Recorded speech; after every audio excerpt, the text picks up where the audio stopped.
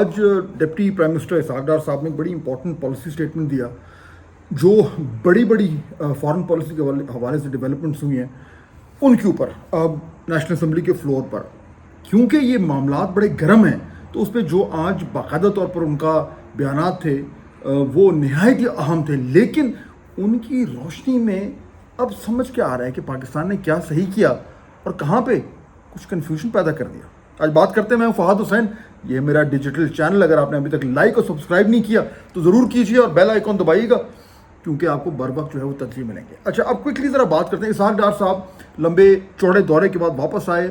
یہی وہ دورہ ہے جس میں سعودی عربیہ کے ساتھ ڈیفنس پیکٹ بھی ہوا, پھر اقوام متحدہ میں یو این جنرل اسمبلی میں جو بہت ساری میٹنگز ہوئیں, امپورٹنٹ میٹنگز تھیں. اس میں غزہ کے حوالے سے تو خیر بہت ہی جو ہے وہ سبسٹینٹیو قسم کا کام ہوا. ٹرمپ صاحب سے ملاقاتیں ہوئیں, پھر وزیر اعظم کی اور فیلڈ مارشل کی, کافی کچھ جو ہے وہ بات کرنے کو تھا. اس سے پہلے ڈار صاحب نے کیونکہ ایک پریس کانفرنس بھی کی تھی فارن آفس میں, تو بہت ساری باتیں وہ کر چکے تھے, لیکن فلور آف دا ہاؤس پہ آ کے جب بات کرتے ہیں تو کلیئرلی اس کا جو ایک امپورٹنس ہے وہ کافی زیادہ ہوتی ہے. اچھا, اب اس میں ایشو یہ ہوا ہے کہ جو غزہ کے اوپر جو بڑی امپورٹنٹ ڈیولپمنٹس ہوئی ہیں, جس میں مسلم ممالک کا جو 8 مسلم ممالک جن کی ٹرمپ صاحب سے ملاقات ہوئی تھی ان کا بڑا اہم رول تھا, اور اس میں پاکستان پہلی بار مڈل ایسٹ کی پالیٹکس میں اتنا زیادہ پرو ایکٹیو ہو رہا ہے. جب سے یہ سعودی ڈیفنس پیکٹ ہوا ہے اس کے بعد یہ غزہ کے معاملے پہ پہلے پاکستان ہمیشہ تھوڑا سا ایک ہینڈز آف پالیسی رکھتا تھا, لیکن اس باری پاکستان ہے وہ یہ چاہ رہا ہے کہ معاملات میں ذرا زیادہ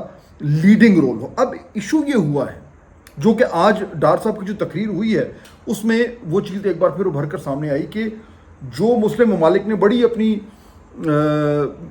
یعنی کہ اچھا تعاون کیا, اس کی ڈیٹیل ساری آج ڈار صاحب نے بتائیں کہ کیسے وہ ملاقاتیں ہوتی رہیں اور ان کو جو ہے وہ میڈیا سے کی نظر سے دور رکھا گیا اور پھر اپنے پروپوزل دیے گا. اور ان کا جو یہ کہنا تھا یہ بات درست ہے کہ ان تمام مسلم ممالک جس میں گلف کنٹریز ہیں اور 3 جو ہیں وہ نان عرب ممالک پاکستان, ٹرکی اور انڈونیشیا, ان کا یہ ماننا تھا کہ اگر اسرائیل کی جو یہ ایک نسل کشی جو وہ کر رہا ہے اور فلسطینیوں کی جو قتل و غارت کر رہا ہے اس کو اگر روکنا ہے تو صرف اور صرف امریکہ کے ذریعے ہو سکتا ہے. یہ بات درست ہے اور اسرائیل کے اوپر کوئی کسی کا ایسا انفلوئنس ہے نہیں. تو چنانچہ ٹرمپ صاحب کے ساتھ انہوں نے ملاقات کی. ٹرمپ صاحب ہی کو انہوں نے کہا کہ جی ہم ایک پروپوزل بنا کے دیں گے, وہ بنائے گا پروپوزل, اور ٹرمپ صاحب ہی کو بھیجا گیا. مگر ایشو یہ ہوا ہے کہ جو یہ پلان سامنے آیا ہے, ہمارے جو سامنے آیا ہے اس میں جو 20 پوائنٹ پلان ہے وہ اس پہ جو انیشل ریئیکشن آیا ہے وہ بہت حد تک نیگیٹو ہے. اور ڈار صاحب نے اب یہ بتایا ہے کہ یہ وہ پلان نہیں ہے جو مسلم ممالک نے, وہ جو 8 ممبران تھے مسلم ممالک کے وزراء خارجہ, جو انہوں نے اپنا پلان بنا کے دیا تھا, ان کا یہ کہنا ہے اور یہ بہت بڑی ڈیولپمنٹ ہے کہ یہ جو ٹرمپ صاحب نے پلان دیا ہے یہ وہ نہیں ہے. اب ایشو یہ ہوا ہے کہ وزیر اعظم نے اس پلان کو جو اناؤنس ہوا ہے اس کو ایک ٹویٹ کر کے ویلکم کر دیا. یہاں سے یہ پرابلم شروع. تو اب آج جو ڈار صاحب نے جو امپورٹنٹ اپنا پالیسی بیان دیا اس میں جو اس کے جو کی ٹیک اویز میں آپ کے سامنے رکھنا چاہوں گا, اور میں شروع یہیں سے کروں گا کہ ایکچولی یہ جو کنفیوژن ہوا ہے آج ڈار صاحب نے ایک طریقے سے اس کو اس کی وضاحت کرنے کی کوشش کی. جب انہوں نے کہا کہ ٹھیک ہے جی وہ ٹویٹ آ گئی, وہ تو وزیر اعظم صاحب کیونکہ ٹرانزٹ میں تھے تو ان کو نہیں پتا تھا. یہ obviously this explanation does not answer the question کہ اگر یہ پلان ہم اس کو نہیں کرتے تو پھر یہ ٹویٹ کیوں ہوئی, نہیں ہونی چاہیے تھی. اب کیوں ہوئی, کیسے ہوئی, we don't know as yet, لیکن obviously ایک طریقے سے یہ پاکستان کی طرف سے غلطی ہوئی ہے. اس غلطی کے نتیجے میں جو ایک کرٹیسزم آ رہا تھا گورنمنٹ کے اوپر وہ اور زیادہ بڑھے. کرٹیسزم کیا تھا؟ کرٹیسزم یہ تھا کہ دیکھیں فلسطین کا سودا کر رہے ہیں, اس پلان میں تو فلسطینیوں کے لیے کچھ ہے نہیں وغیرہ وغیرہ. اس میں سے بہت ساری جو یہ تنقید ہو رہی ہے شاید وہ اتنی سبسٹینٹیو نہ ہو, لیکن دو وجوہات کو بنا پر پاکستان کے لیے اب یہ پرابلم کھڑا ہو رہا ہے. اور میں آگے جا کے یہ آرگیو کروں گا کہ ہمیں فوراً سے پہلے اس سے نپٹنا پڑے گا. پہلا تو یہ کہ یہ جو پلان آیا ہے یہ کلیئرلی اس کا اسرائیل کا اس میں باعث ہے, اور یہ بات درست ہے کہ یہ ٹرمپ نے اور نیتنیاہو نے بیٹھ کے اس کو فائنل جو ہے وہ اس کو شکل دی ہے. اور جو مسلم ممالک کی جو ان پٹ تھی جو کہ سب سے ضروری تھی وہ اس میں نظر ہی نہیں آ رہی.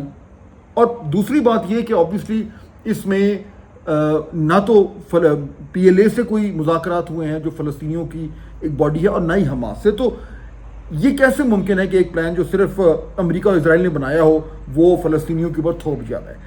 پرابلم یہ ہو رہا ہے کہ کیونکہ ہم نے پہلے ویلکم کر دیا تو اس سے یہ کنفیوژن پیدا ہو گیا. اب اس کو کنفیوژن کو دور کرنا بہت زیادہ ضروری ہے، نہیں تو جو اچھا بھلا جو ہمارا ایک اس میں ایک ان پٹ رہا ہے اور جو ٹھیک کیا ہم نے کرنا بھی چاہیے تھا، وہ اس سارے کنٹروورسی میں وہ کس سائڈ پہ ہو جائے گا. اور یہ جو مین کنٹروورسی ہے کہ جی ہم یہ کنفیوژن کیا ہے، یہ ہمارا پلان ہے نہیں ہے، یہ ایک طریقے سے خبر بنانا شروع کر دے گا. اچھا، پہلی چیز تو یہ.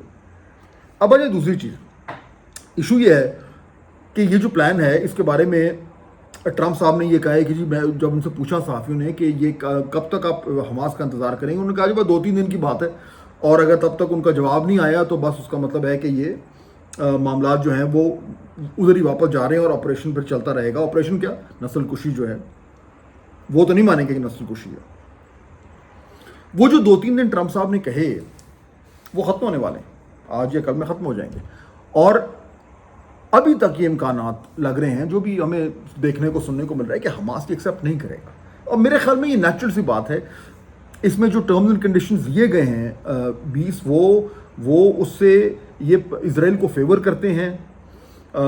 کچھ اس میں چیزیں اچھی تھیں. آج سے میں نے کچھ دن پہلے جو وی لاگ میں کہا تھا کہ کچھ اس میں چیزیں ایسی تھیں جو کہ اچھی ہیں، جس میں یہ تھا مثلا کہ جی ویسٹ بینک جو ہے اس پہ اسرائیل جو ہے وہ قبضہ نہیں کرے گا، یا یہ کہ فلسطینیوں کو باہر نہیں نکالا جائے گا زبردستی، اور جو باہر گئے ان کو واپس لایا جائے گا وغیرہ وغیرہ. لیکن مجموعی طور پر اگر آپ پلان کو دیکھیں تو اس میں کلیئرلی نظر آتا ہے کہ اس میں اسرائیل کو بہت زیادہ فائدہ ہوگا. تو حماس اگر ایکسیپٹ یہ نہیں کرتا اور یہ پلان ریجیکٹ ہو جاتا ہے تو پھر یہ بڑا امپورٹنٹ ہو جائے گا پاکستان کے لیے اور دیگر جو مسلم ممالک جنہوں نے مل کر وہ اپنے جو پروپوزل دیے تھے کہ وہ سامنے آئیں کہ وہ کیا تھے.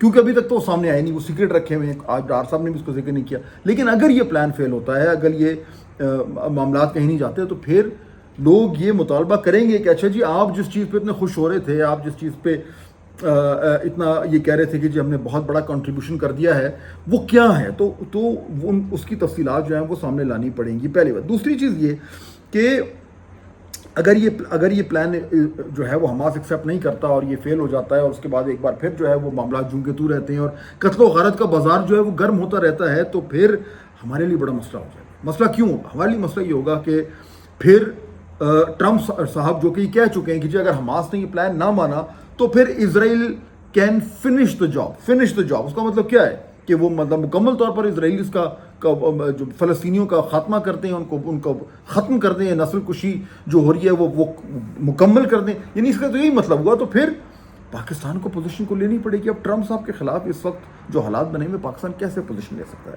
تو یا تو ہم اگر تنقید کرتے ہیں ٹرمپ کی، تو جو بڑی مشکل سے ہم نے گڈ ول کمایا ہے وہ داؤ پہ لگ جائے گا. ٹرمپ صاحب کا سب کو معلوم ہے کہ وہ کس طریقے سے جو ہے وہ اپنی پاکستان کے ساتھ جو ان کے معاملات آج کل اچھے ہیں اس میں ان کی جو تعریف ہوتی ہے that plays an important role. تو اگر یا تو ہمیں وہ کرنا پڑے گا یا ہم خاموش ہو جائیں گے. اچھا، اگر ہم خاموش ہوتے ہیں تو پھر یہ سوال ہوگا کہ جی باقی تو آپ اتنے پرو ایکٹیو ہوئے تھے کہ ہم یہ کر دیں گے، ہم وہ کر دیں گے. اب جب وہ تمام تو چیزیں جو ہیں وہ نہیں ہوئی تو کیا بالکل خاموش ہو گئے؟ تو یہ پاکستان کے لیے تھوڑا سا ایک ٹرکی جو ہے وہ ایک مومنٹ آ رہا ہے، اور اس کے لیے ابھی سے جو ہے وہ تیاری کرنی پڑے گی. وہ تیاری کیا ہو سکتی ہے؟ وہ یہ کہ ہمیں فوری طور پر اگر یہ معاملات واقعی میں ایسے ہوتے ہیں جن کا بائی دا وے زیادہ امکان لگ رہا ہے کہ یہ پلان فیل ہوگا، حماس ان کو ایکسیپٹ نہیں کرے گا، اگر یہ ایسے ہوتا ہے تو پھر ہمیں ابھی سے اپنی پوزیشن کو کلیئر کرنے کی ضرورت ہے. کم از کم we should get a homework done. کیونکہ اس وقت پاکستان کو ایک مومنٹم ملا ہوا ہے فارن پالیسی کی کامیابیوں کی وجہ سے. دھڑا دھڑ کامیابی مل رہی ہے، ہر شخص ایکنالج کر رہا ہے. انڈین اینالسٹ جو ہیں وہ بھی ایکنالج کر رہے ہیں کہ پاکستان کی فارن پالیسی جو ہے وہ بہت زیادہ رچ ڈویڈنڈ دے رہی ہے. تو یہ جو ایک مومنٹم بنا ہوا ہے، اس میں خواہ ایک نئی کنٹروورسی کھڑی ہو جائے گی، جس سے وہ مومنٹم، وہ اس کے آپٹکس، جو فیل گڈ فیکٹر ہے، وہ کلیئرلی اس میں ایک فرق پڑے گا. تو اس لیے یہ تھوڑا سا ہی ٹائم ہے، 2-4 دن ہی ہے، جس میں Pakistan needs to really prepare کہ ہم نے اب کرنا کیا ہے اگر یہ ایسا ہوتا ہے. ٹرکی سچویشن، پاکستان نے بڑا اچھا انیشیٹو لیا ہے فلسطین کے حوالے سے، مگر جس طریقے سے حالات تھوڑے سے چینج ہوئے ہیں، we really need to be ready to adapt to these new change environments.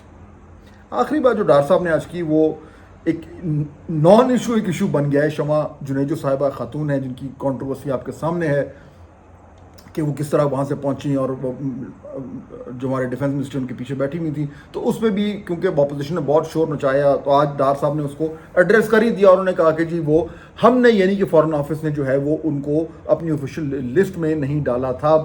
یعنی جو انہوں نے نہیں کہا جو بٹوین دا لائنز وہ یہ ہے کہ ہم نے تو نہیں ڈالا, کسی اور نے ڈالا تھا. اب ایشو یہ ہے کہ یہ معاملہ ایز سچ کوئی یہاں میں تو بڑی بڑی چیزوں کی بات کر رہے ہیں, کہاں پہ ڈیفنس پیکٹ ہو رہا ہے, کہیں پہ فلسطین کی لوگوں کی امداد کے لیے جو ہے وہ پلانز بن رہے ہیں. یعنی اتنے بڑے اسٹریٹجک ایشوز کے درمیان میں بیچ میں ایک ہی ایشو کھڑا ہو گیا, اور کیونکہ اپوزیشن کو کوئی چیز تو چاہیے تو انہوں نے پکڑ لی. ان کی جگہ کوئی بھی ہوتا وہ پکڑتا اور اس پہ جو ہے وہ حکومت کو امبیرس کرتا, وہ امبیرس کیے جا رہے ہیں.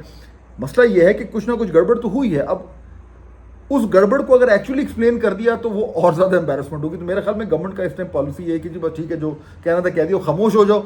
اور شاید خود ہی آہستہ آہستہ جس طرح ہوتا ہے کہ پاکستان میں کوئی چیز ایک دم ایک خبر جو ہے وہ ابال آتا ہے اور پھر دوسری چیز اس کو اوورٹیک کرتی ہیں, تو شاید ایسا ہو جائے. لیکن بہرحال I think lesson should be learned کہ جب بھی گورنمنٹ جو ہے وہ اس طریقے سے اپنے جو بھی پلانز بنائیں تو اس میں the right hand should know what the left hand is doing. Next time اللہ حافظ.